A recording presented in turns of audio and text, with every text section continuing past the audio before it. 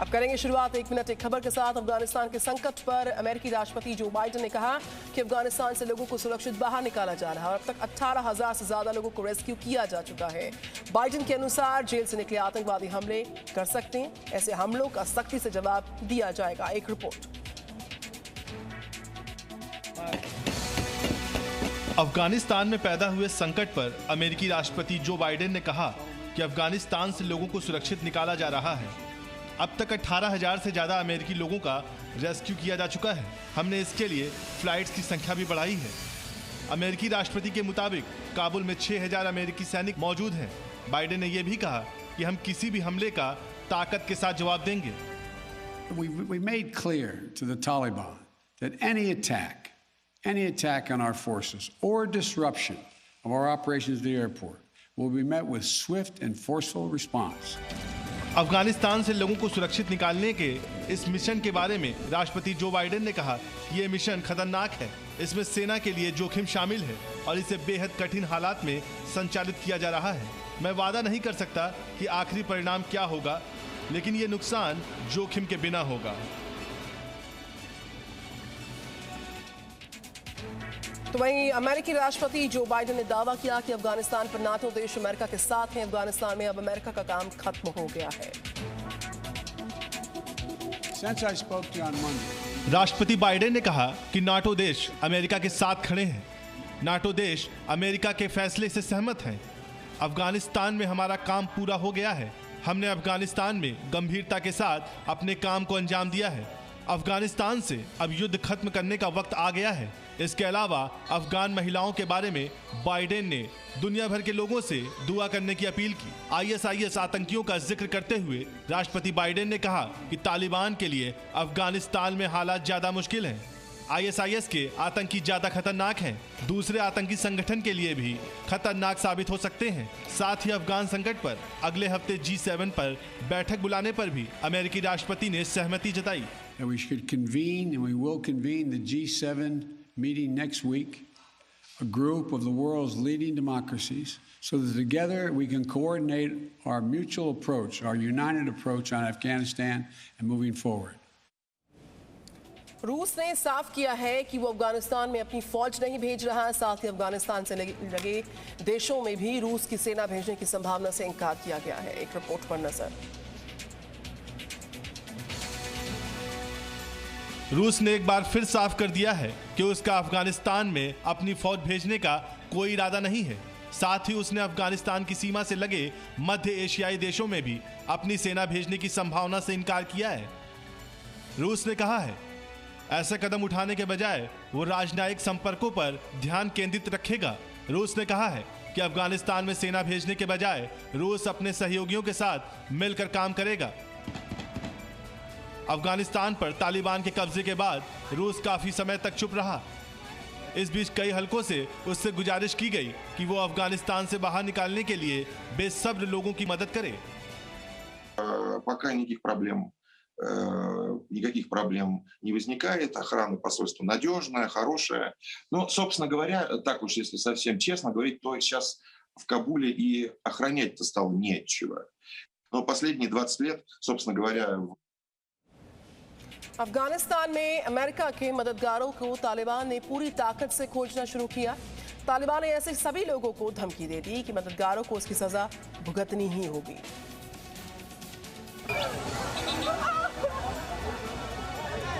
अफगानिस्तान में हुई तालिबान की वापसी ने हर तरह के इंतजाम को तहस नहस करके रख दिया है। इस दौरान तालिबान ने भले ही ये भरोसा दिया है कि वो किसी से बदला नहीं लेगा, लेकिन सच्चाई कुछ और ही नजर आ रही है। तालिबानी आतंकी उन मददगारों की खोज में लगे हुए हैं जिन्होंने अमेरिकी सैनिकों की मदद की थी। और इतना ही नहीं, उनके सामने न आने पर तालिबान ने उनके परिवार को जान से मारने की धमकी दी है। संयुक्त राष्ट्र की एक रिपोर्ट में ये बात सामने आई है कि अमेरिकी सेना का साथ देने वाले अफगानियों की तलाश घर घर जाके की जा रही है। अमेरिका में प्रकाशित एक खबर के मुताबिक तालिबान ने उन लोगों की एक लिस्ट तैयार की है जिन्हें वो गिरफ्तार कर मारना चाहता है और उनके सामने न आने पर उनके परिवार के लोगों को जान से मारने की धमकी दी है। तालिबानी आतंकी इन लोगों को काबुल एयरपोर्ट पर उमड़ी भीड़ में भी तलाश कर रहे हैं। तालिबान ने एक बार फिर से साफ किया कि अफगानिस्तान में फिलहाल कोई भी चुनाव नहीं करवाए जाएंगे। उनकी प्राथमिकता सबसे पहले सरकार बनाना है, उसके बाद नया संविधान बनाया जाएगा। तालिबान ने साफ किया है कि अफगानिस्तान में फिलहाल कोई चुनाव नहीं कराए जाएंगे। सबसे पहले अफगानिस्तान में सरकार बनाने का काम पूरा किया जाएगा। तालिबान के एक अधिकारी सोहेल शाहीन ने कहा है कि अफगानिस्तान में अभी चुनाव कराने का समय नहीं है, अभी सबसे पहले एक सरकार का गठन किया जाना है। सोहेल शाहीन के मुताबिक फिलहाल चुनाव का समय नहीं है, अभी कोई संविधान भी नहीं है, नया संविधान तैयार किया जा रहा है, इसमें अभी वक्त लगेगा। सोहेल शाहीन ने कहा कि सत्ता की कमी को दूर करने के लिए तुरंत एक सरकार का गठन किया जा रहा है। योग्य लोगों का चुनाव कर सरकारी पदों के लिए घोषणा की जाएगी। हालांकि तालिबान ने इसके लिए किसी तरह का मापदंड तैयार नहीं किया है। 2 दिन पहले तालिबान ने अफगानिस्तान पर कब्जे के बाद कहा था कि वे लोकतांत्रिक व्यवस्था पर यकीन नहीं रखते हैं। अफगानिस्तान में इस्लामिक कानून ही लागू किया जाएगा। तो वहीं आज एक और C-17 ग्लोब मास्टर विमान 220 भारतीयों और 70 अफगानी नागरिकों को लेकर भारत आएगा।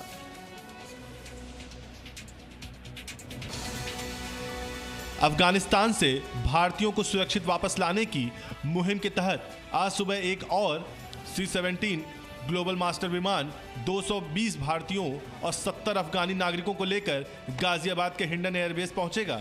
इनमें अफगानिस्तान में रह रहे सिख समुदाय के लोग और अफगानिस्तान के कुछ सांसद भी शामिल हो सकते हैं।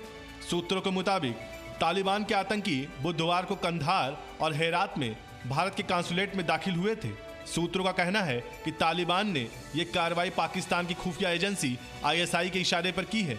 वहीं सूत्रों के मुताबिक अफगानिस्तान की सेना से लूटे गए अत्याधुनिक हथियार पाकिस्तान के जिहादियों को सौंपे जा सकते हैं। ISI इन हथियारों को जैश और लश्कर जैसे आतंकी संगठनों को दे सकती है।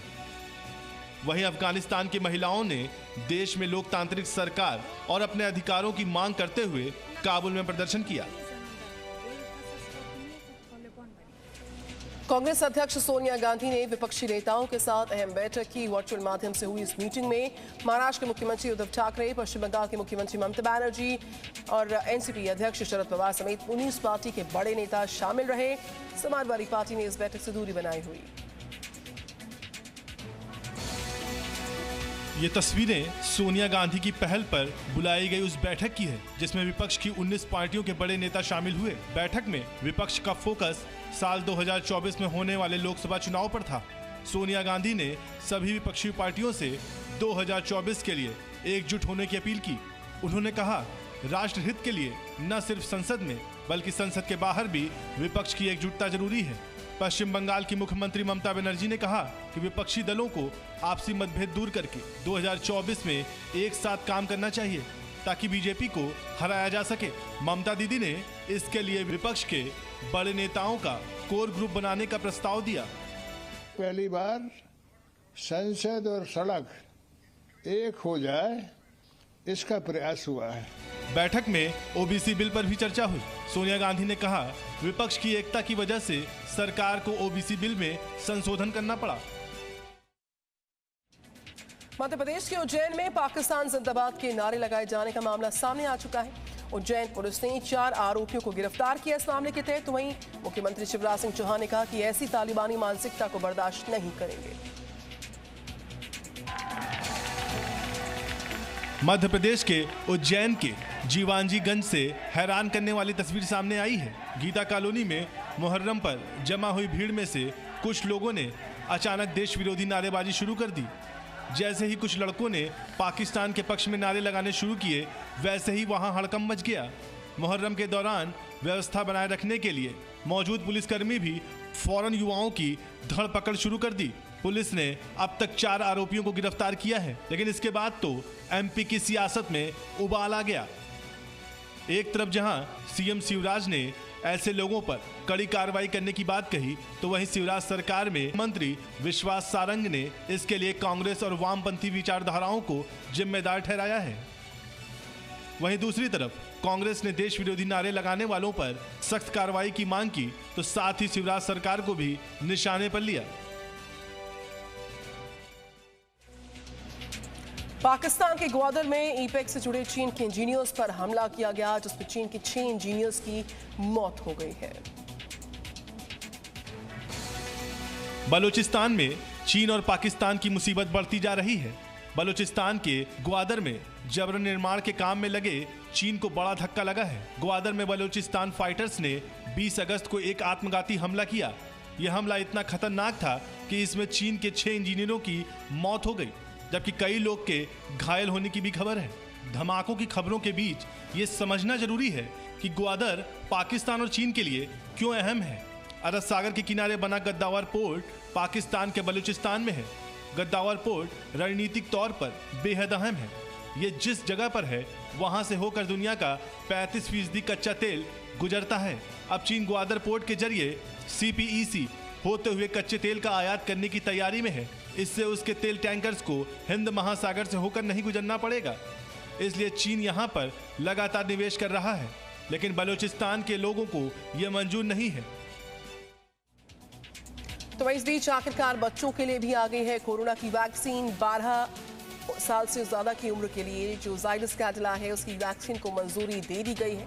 अब भारत में कोरोना के खिलाफ 6 वैक्सीन को मंजूरी मिल चुकी है। कोरोना वायरस के खिलाफ भारत को 6ठी वैक्सीन मिल गई है। जाइडस कैडिला की कोरोना वैक्सीन को केंद्र सरकार ने इमरजेंसी इस्तेमाल की मंजूरी दे दी है। इस वैक्सीन का नाम ZCoV-D वैक्सीन है। ये वैक्सीन 3 डोज की होगी। साथ ही ये वैक्सीन निडल फ्री भी होगी। ZCoV-D दुनिया की पहली DNA आधारित वैक्सीन है और भारत बायोटेक की कोवैक्सीन के बाद दूसरी स्वदेशी वैक्सीन है। साथ ही जाइडस कैडिला कंपनी का दावा है कि ये वैक्सीन 12 साल से ज्यादा उम्र के लोगों के लिए भी पूरी तरह सुरक्षित है। कंपनी ने बीते 1 जुलाई को आवेदन किया था। भारत को कोरोना के खिलाफ अब तक जो 6 वैक्सीन की मंजूरी मिल चुकी है, उसमें सीरम इंस्टीट्यूट की कोविशील्ड, भारत बायोटेक की कोवैक्सीन, रूस की स्पुतनिक V, अमेरिका की मॉडर्ना, अमेरिका की जॉनसन एंड जॉनसन और अब जायड कैडिला की ZCoV-D शामिल है। तो वहीं 2 दिन के दौरे पर उत्तराखंड गए बीजेपी अध्यक्ष JP नड्डा आज साधु संतों का आशीर्वाद लेंगे, उनके साथ होंगे और उनके बाद पूर्व सैनिकों के साथ बैठक का भी कार्यक्रम रहेगा उनका।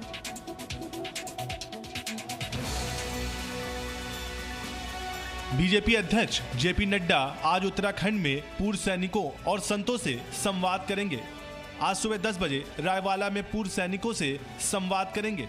दोपहर 12 बजे हरिद्वार में बीजेपी के जनप्रतिनिधियों की बैठक को संबोधित करेंगे। 2:15 बजे हरिद्वार के पंचायती अखाड़ा में साधु संतों के अभिनंदन और आशीर्वाद समारोह में शामिल होंगे। बीजेपी अध्यक्ष JP नड्डा 2 दिन के उत्तराखंड दौरे पर हैं। JP नड्डा ने देहरादून में राज्य के बीजेपी पदाधिकारियों और जिला अध्यक्षों के साथ बैठक की। उन्होंने हरिद्वार में पूर्व मुख्यमंत्री त्रिवेंद्र सिंह रावत से भी मुलाकात की। नड्डा ने हरिद्वार के करीब एक बैठक में जनता के साथ ज्यादा संवाद स्थापित करने और प्रवास कार्यक्रमों में अधिक सक्रियता बढ़ाने पर भी जोर दिया। भारतीय जनता पार्टी वास्तव में जो संगठन है हमारा, तो वो सेवा करने के लिए ही है, जन सेवा के लिए ही हमेशा हम आगे रहते हैं। बिहार के कई इलाकों में बाढ़ का पानी अभी भी परेशानी का सबब साबित हो रहा है। बरसात के पानी की वजह से हाजीपुर में केले की फसल तबाह हो गई। बाढ़ में किसानों को काफी नुकसान हो रहा।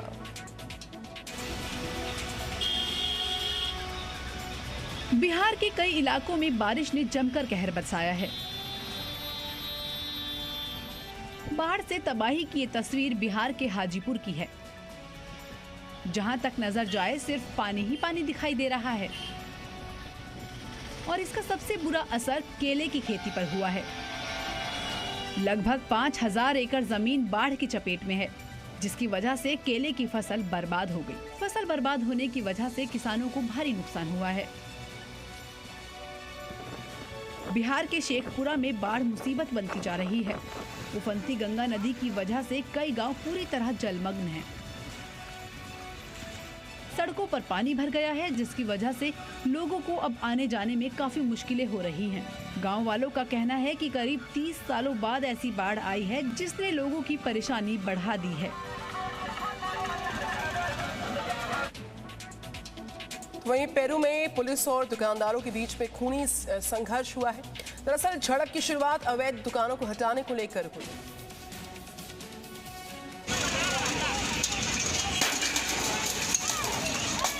ये तस्वीरें पेरू की हैं, जहां पुलिस और दुकानदारों के बीच जमकर हंगामा हुआ। हालात इतने ज्यादा बिगड़ गए कि दुकानदारों ने पुलिस पर हमला बोल दिया। देखिए किस तरह ये दुकानदार पुलिस पर डंडे बरसा रहे हैं ताकि पुलिस उनकी दुकानें ना हटा सके। दुकानदारों को रोकने के लिए प्रशासन को भी आना पड़ा, लेकिन दुकानदारों ने उन पर भी हमला बोल दिया। पुलिस और प्रशासन दोनों किसी तरह अपना अपना बचाव करते दिखाई दे रहे हैं। ये वो दुकानदार हैं जो सड़क किनारे दुकान लगाकर या गली गली सामान बेचकर अपना पेट पालते हैं। एक कानूनी ऑर्डर के तहत सभी अवैध दुकानें हटाने के आदेश दिए गए। पुलिस ने दुकानें हटाने के लिए एक अभियान शुरू किया, जिसकी वजह से दुकानदारों में नाराजगी है। दुकानदार किसी भी कीमत पर अपनी दुकानें हटाने के लिए तैयार नहीं है। न्यूयॉर्क में मक्खन से बनी मूर्तियों की प्रदर्शनी जो है उसको लगाया गया, जिसमें करीब 362 किलो मक्खन से मूर्तियों को बनाया गया और इस प्रदर्शनी को स्कूली बच्चों को समर्पित किया गया।